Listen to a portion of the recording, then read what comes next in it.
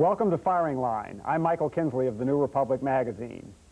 The second biggest loser in Operation Desert Storm, people were saying when the war ended, was the Democratic Party. More recently, you might want to make that the third biggest loser, after Saddam and the Kurds. But the fact remains that the Democrats did not have a good war. A large majority of congressional Democrats voted against the war in January. During the long fall debate, prominent Democrats in and out of Congress left hostages to fortune in the form of quotations, warning about huge American casualties and urging that sanctions be given more time to work. Republicans have many of these on videotape and look forward with glee to staging an appeasement film festival during next year's election campaign. President Bush, with the highest poll rating since poll ratings began, seems beyond challenge, and indeed, no leading Democrat has yet declared an intention to challenge him. When their gloating orgies get really sweaty, the Republicans even imagine recapturing control of Congress, which they have not had since 1954. With his well-known concern for the underdog, Mr. Buckley is devoting this program to advising the Democrats on their dilemma. His guest, Representative Stephen Solarz of New York, is especially well qualified to assist. First, he is a Democrat, elected to Congress in 1974. Secondly, he supported, indeed he co-sponsored, the House resolution authorizing the use of force in the Persian Gulf. Third, he has never disguised his ambition to be Secretary of State, giving him a unique incentive to figure out how to get a Democrat back into the White House. Now, Mr. Buckley, in the 1988 campaign, there was a presidential candidate who talked quite a bit about the need for a new world order based on international law and respect for the United Nations, and his opponent ridiculed him for this. That man was not George Bush. That man was Michael Dukakis. Now, does that reality have any practical implications for the political future, or is that just water over the dam? I think Governor Dukakis was trying to distract attention from the disintegration of Massachusetts and found it easier to talk about a new world order. But I'm glad that you complimented Congressman Solarz, because I think he deserves it. I also find it charming that since the vindication of his efforts, he has practiced compassion for the benefit of his colleagues. But I guess the question I would begin by putting to you, Ms. Solarz, is this. If you succeed in saying, look, after all, if it hadn't been for a few Democrats, Mr. Bush wouldn't have had his authorization, voters are going to be persuaded that if Mr. Solarz is right, then you have one proposition in a syllogism. That proposition is sometimes Democrats are right. On the other hand, the overwhelming majority of Republicans backed it more or less instinctively. So the second part of the proposition is usually Republicans are right. Therefore, the voter ought to vote Democratic on the grounds that sometimes Democrats are right, or ought to vote Republican on the grounds that usually they're right. Bill, you neglected one part of the syllogism, which is that sometimes Republicans are wrong, as indeed they were when over half of them, in the week prior to the Iraqi invasion of Kuwait, after Saddam had already deployed over 100,000 troops along the Kuwaiti border, voted against an effort in the House of Representatives to impose sanctions against Iraq. Yeah, but the Republicans are traditionally anti-sanction, and this is a position that dates back to learned discourses in the Middle Ages, that sanctions ought not to be visited unless they're conclusive in character. And who was saying they were inconclusive in character but you? Well, and you're absolutely right. I think I appreciate the tribute, but I think your historic assessment of the Republican Party's attitude toward sanctions is not justified by the facts. Republicans, for example, have been entirely comfortable supporting sanctions against Cuba, against Vietnam, against Nicaragua under the Sandinistas, against Panama under Mr. Noriega. So they have supported sanctions in a variety of instances. Yeah, that's right. When it came to Iraq, however, most of the Republicans in the House were against sanctions. But there's another aspect to this. But first of all, before you go on, the sanctions against Cuba are paramilitary in character. We tried to invade them. That didn't work. So we don't go from invading them to loving them. We stop somewhere in between. And we settled on sanctions. God knows they have been inconclusive. They are a mark of petulance, if you like, or, if you prefer, they are a mark of distinction, i.e. these people stand out as agents of a hegemonic force that up until quite recently we were convinced might overrun us. My only point is that Republicans have generally opposed, for example, sanctions against South Africa, but they were entirely comfortable in supporting sanctions against a variety of communist countries. In fact, as I think about it... There's not this distinction. As I think about it, I think Republicans generally tend to support sanctions against communist countries, which I do also, but they tend to oppose sanctions against repressive but non-communist regimes, which I think is a mark of intellectual and political inconsistency. Let me recite for the 1,500th time on this program Fulbright's illuminating distinction.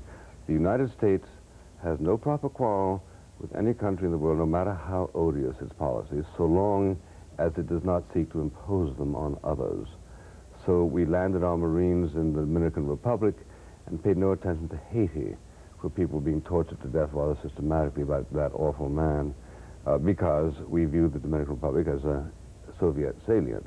This is a distinction that has a tremendous pedigree, as witnessed John Quincy Adams, who said the American people are friends of liberty everywhere, but custodians only of their own. So that takes now, if you're here to say that the American people were not aware of Iraq as an incipient threat, the answer is absolutely correct. We were not. I'm not 100% you were, although you probably were, but I wasn't. And certainly we tilted towards Iraq during that 8-year war. Mrs. Glaspie, since you wrote your piece for the New York Times, seems to me to have been a little bit vindicated, hasn't she? You assumed that we were being, that Hussein was being told he had nothing to fear from the United States. Mrs. Glaspie has since said, this is exactly what I told him. The United States is not going to stand still for this. Who do you believe? Well, I would very much like to see the actual transcript of her discussion with Saddam Hussein, and one has to wonder why the State Department continues to refuse to release it if, in fact, it would vindicate her version of events. That's an Aesopian formulation. You mean one has to wonder is, I don't believe him, right? Well, I am skeptical. Let me put it that way, because I think it would be in the interests of the administration to release the cable of that conversation if, in fact, it justified the conclusion that her version of events was accurate. I agree. In any case... if I had to guess, I would guess that she did what she told us she did, and that the State Department did not react incandescently enough. Well, her view, as she presented it to our committee when she testified, Bill, was that she had made it perfectly clear to Saddam Hussein that the United States would resist by force, if necessary, any effort on his part to invade Kuwait. How could she say that without authority to say it? Because, according to her, she didn't say it explicitly. She conveyed the impression implicitly by saying that the United States would defend its interests, as if that kind of diplomatic code language was instantly understandable by Saddam. She didn't say to the extent that the Democrats permit us to do so? I don't think that was part of her instructions. But the fact is, Bill, that even in the immediate aftermath of the Iraqi invasion of Kuwait, later that day, the president was asked at the White House by the press if he was contemplating sending in American troops, and his initial response was that that wasn't on the agenda.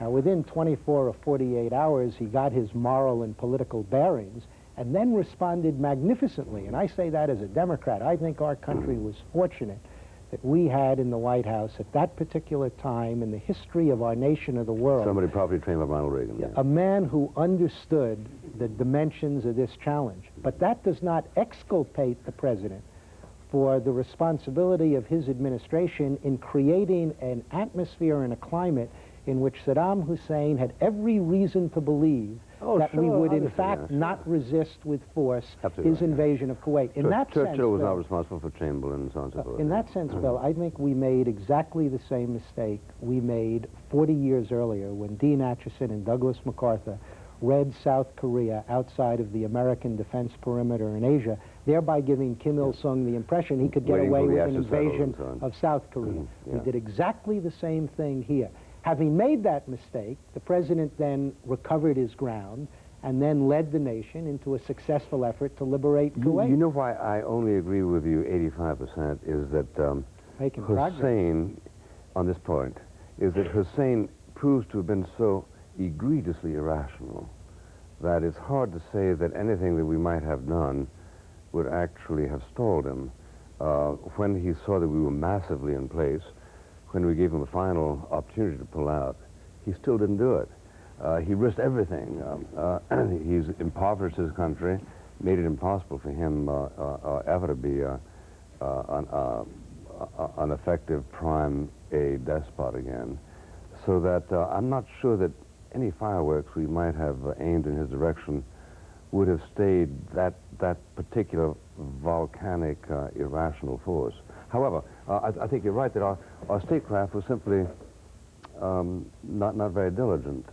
But let's move on to the extent to which the Democrats are faced with a problem.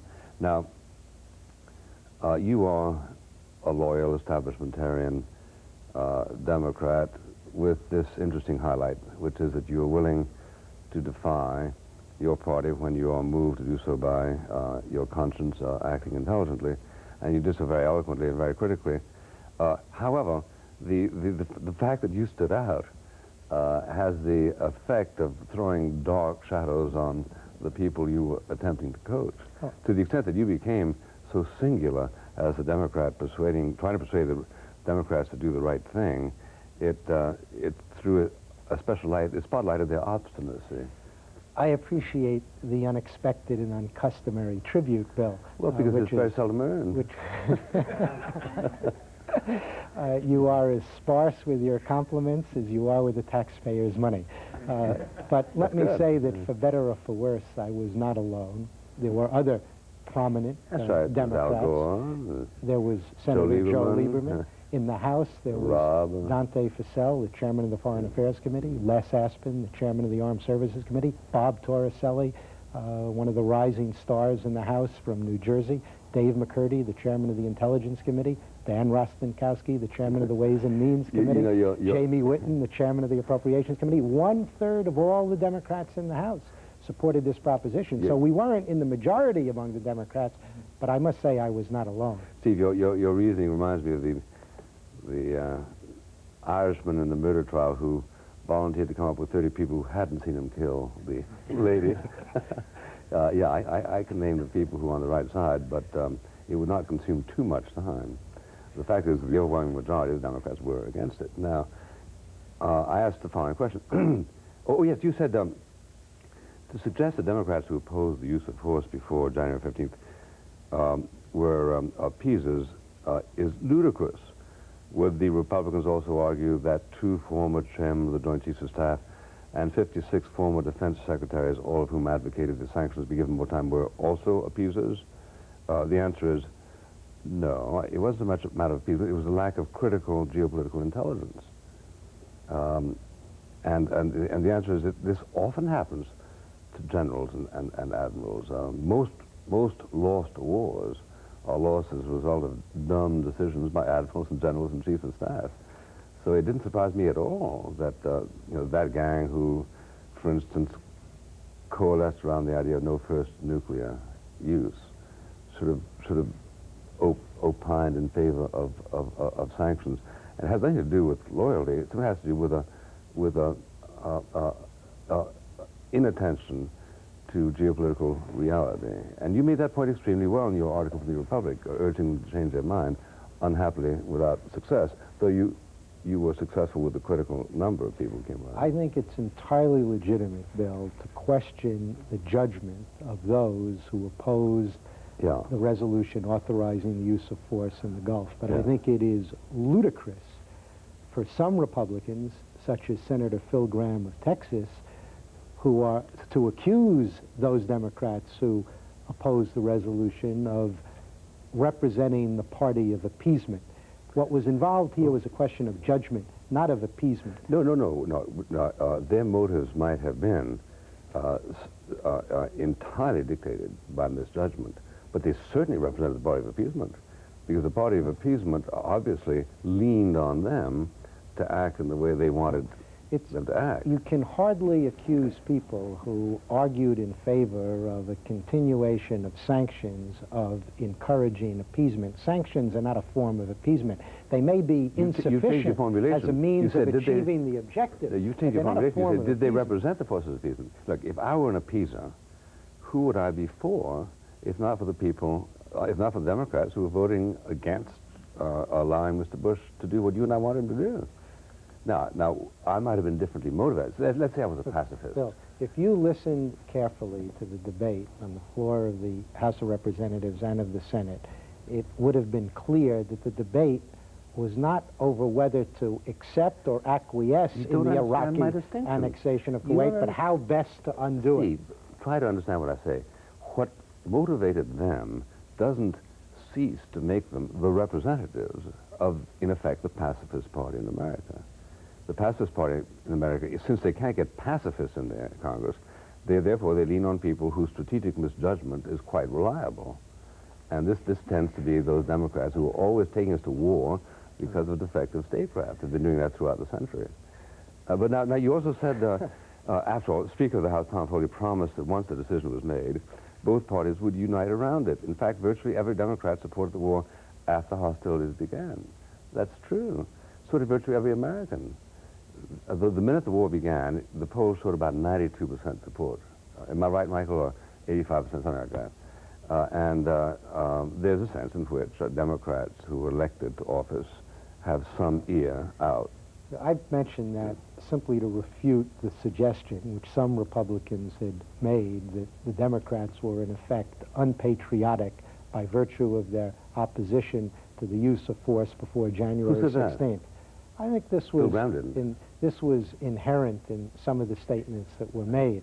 But Bill, let me tell you something you may not be aware of, and that is that privately there were a number of Republicans who were urging the president not to use force out of a concern about what that might lead to. Now, when the moment of truth came, and the president asked the Congress to authorize the use of force, they were loyal to their party and supported him. But I have no doubt that if a Democrat had been in the White House, and if a Democrat had asked the Congress to approve the use of force, that there would have been many Republicans who supported a Republican president by the name of George Bush, who would have then voted against the resolution if there had been a Democrat incumbent in the White House, just as there probably would have been many more Democrats who would have supported the resolution if there had been a Democrat in the White House. Now, let me say that I think that kind of reaction, while perhaps understandable, is unfortunate, because on an issue of such moral and political magnitude, at a defining moment in history, with the vital interests of the country and perhaps the future, not just of the region, but of the world, hanging in the balance, I think decisions ought to be made not on the basis of partisan considerations, but on the basis of what's in the best interests of the country. Well, you wouldn't expect me to disagree with you, would you? But there are those who say, you got to be a little bit careful, because after all, the Gulf of Tonkin resolution had only 2 senators who voted against it, and history vindicated them, the guy from Alaska and the other guy, and that there was, perhaps too much of a rush to get into this.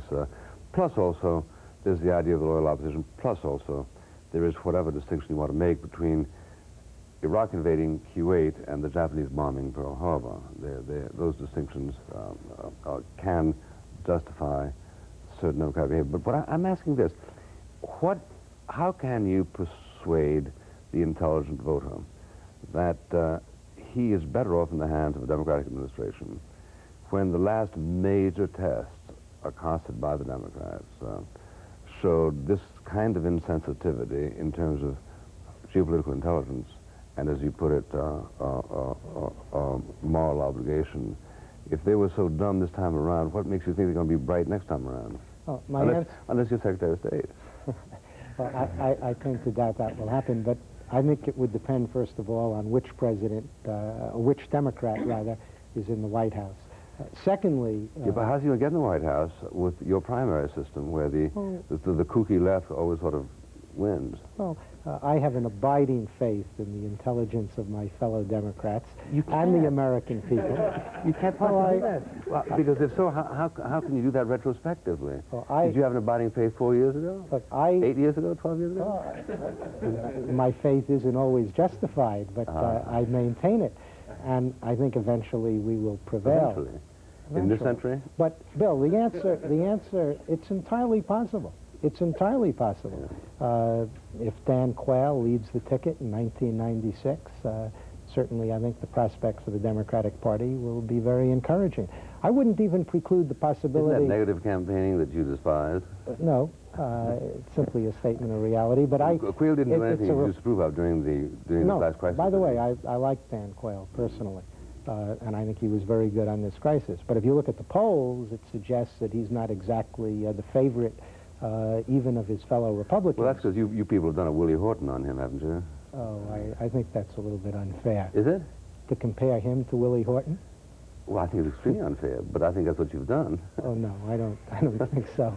But in any case... I think a lot of people would think Willie Horton would make a better vice president than Quayle. Oh, well, don't count me among them. But let me say, Bill, that to answer that question, that there are many other issues and problems that confront the country. And I would make the case for a Democratic administration on the grounds that the primary challenges confronting the country today lie here at home. And that in order to solve those problems, we're going to need an administration which believes that government is part of the solution rather than part of the problem. And that if we're going to make progress in providing a better education for our young people and rebuilding the infrastructure of the country and becoming more competitive internationally, if we're going to have a fairer and better America, that requires the kind of commitments which have been historically associated with the Democratic Party. The kind of commitments which last time we had a Democratic administration gave us 21% interest rates and 13% inflation. Well, I think the last time Democrats were around, this is what happened. Right. I think that's about as relevant, Bill, as pointing to the depression that was brought to us by Herbert Hoover. That was part of ancient history. Let's look to the future rather than to the past. What did Carter do domestically that you would now denounce? That I would now denounce on the grounds that it gave us this antiquarian situation. I'm reminded of what Dwight Eisenhower said Give you a week? when he was asked in 1960 what Nixon's major achievement was as vice president. He said, give me a week to think about it. And as you're telling us that Carter was so awful that we really shouldn't think of him anymore if we think of Hoover in the Depression, but you can't think what was awful about him. No, I think he could have done a better job in dealing with the Well, problem I think, can you give me one piece of domestic legislation that you think you are prepared to denounce him for advocating? Well, I generally supported his policies, and I can't... So the answer is no, you can't. Well, not off the top of my head, but you may enlighten me. Well, maybe... Did you... I certainly supported his efforts to get the Congress to approve a comprehensive energy policy. I think that was, very desirable. Was that when we had to line up for gas, when you had your comprehensive energy policy? Well, one of the reasons we had to line up for gas was that we had become increasingly dependent upon imported energy, and oil in particular. And we had to do something to insulate ourselves from that dependence. So I think in retrospect that people are coming to recognize that the kind of comprehensive approach to the energy problem which Carter was calling for made some sense. I distrust the word comprehensive in situations like this. It seems to me that when it's better to use other sources of energy than oil, the market will gravitate in that direction. Now, coal, for instance, we don't... Sorry. You don't really want to get into settling energy policy in this show. In any event, I don't think we can. Mr. Buckley, you amaze me with your Jesuitical defense of Phil Graham's accusations the Democrats are representatives of appeasement on the grounds that even if you don't really believe in appeasement, you weren't doing anything to throw outside on the same. For the entire post-war period, the Republican Party, among others, opposed launching an invasion of the Soviet Union. Now, would you say that someone who was truly an appeaser might also be against invading the Soviet Union, that made the Republicans the party of appeasement of the Soviet Union? It seems like a ridiculous argument. Well, I can follow those steps formally put forward. But the reason the Republicans opposed invading the Soviet Union is the Soviet Union had nuclear bombs. It was a prudential argument. Now, the we had to go back to Bertrand Russell to find somebody who actually invaded, or proposed invading the Soviet But the Union. point is, But that was 1948. the reason the Democrats, most Democrats, and I would say the majority of Democrats on this one side was smaller than the majority of Republicans on the other. But the reason these Democrats opposed the force was prudential. Now, they may have been wrong about that, but it was not a principled belief in appeasement. That's the point. Would you accuse President Bush and the Republicans right now of appeasement because the president, having encouraged the Iraqi people to revolt, now refuses to do anything to help them, in spite of the fact that Saddam is murdering tens of thousands? That has nothing to do with appeasement. It has to do with a realpolitik, which I think has got serious in the way of the metaphysic of our entire foreign policy, because those metaphysics say that a point is reached at which the denial of humanitarian relief affects the whole geopolitical strategy, and I think we made a terrible mistake there. So, Bill, I have to tell you that I am much more concerned about the failure of the administration now to make any kind of a real effort to come to the assistance of the Iraqi people, tens of thousands of whom are being slaughtered by Saddam and his forces, than I am about the failure of some of the Democrats to vote in favor of the use of force prior to January 15th.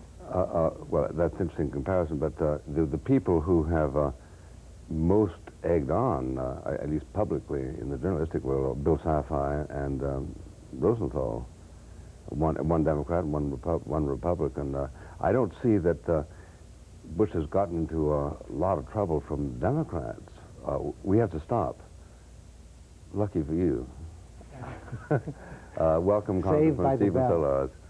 Ladies and gentlemen from the Harvard Republican Club. Those of them who aren't kept in the zoo, I suppose.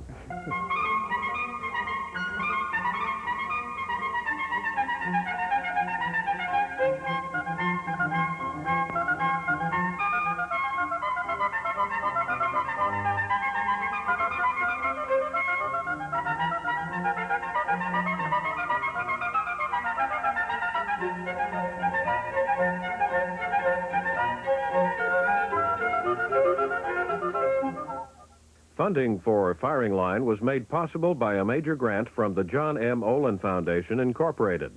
Additional support is provided by L. John Plight, Jr., the Friends of Firing Line, and by the financial support